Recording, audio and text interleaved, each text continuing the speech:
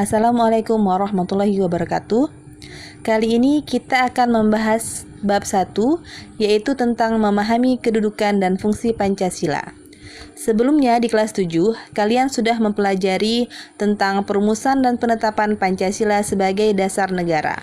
Sebelum masuk ke pembahasan materi, mari kita ingat kembali materi tentang Pancasila. Pancasila disepakati sebagai dasar negara berdasarkan Sidang PPKI tanggal 18 Agustus 1945. Pancasila pertama kali dirancang pada Sidang BPUPKI, di mana terdapat 3 tokoh perumus dasar negara, yaitu Muhammad Yamin, Supomo, dan Insinyur Soekarno. Kata Pancasila berasal dari bahasa Sanskerta, di mana panca artinya 5, sila artinya sendi atau asas.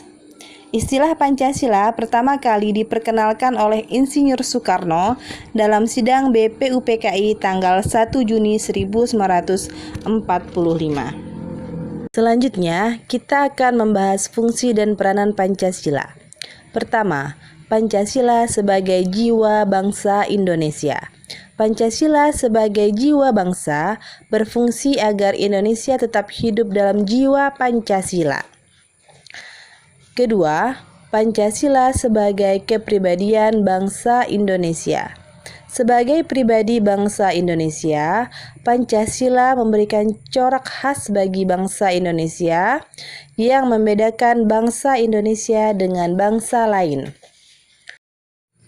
Ketiga, Pancasila sebagai sumber dari segala sumber hukum. Sebagai sumber hukum, Pancasila mengatur segala hukum yang berlaku di Indonesia. Semua hukum harus bersumber dari Pancasila dan tidak boleh bertentangan dengan Pancasila. Keempat, Pancasila sebagai perjanjian luhur. Sebagai perjanjian luhur, Pancasila telah disepakati melalui Sidang PPKI tanggal 18 Agustus 1945. Kelima, Pancasila sebagai cita-cita dan tujuan bangsa Indonesia. Sebagai cita-cita dan tujuan bangsa Indonesia, Pancasila diharapkan dapat menciptakan masyarakat yang adil dan makmur. Keenam, Pancasila sebagai satu-satunya asas dalam kehidupan berbangsa dan bernegara.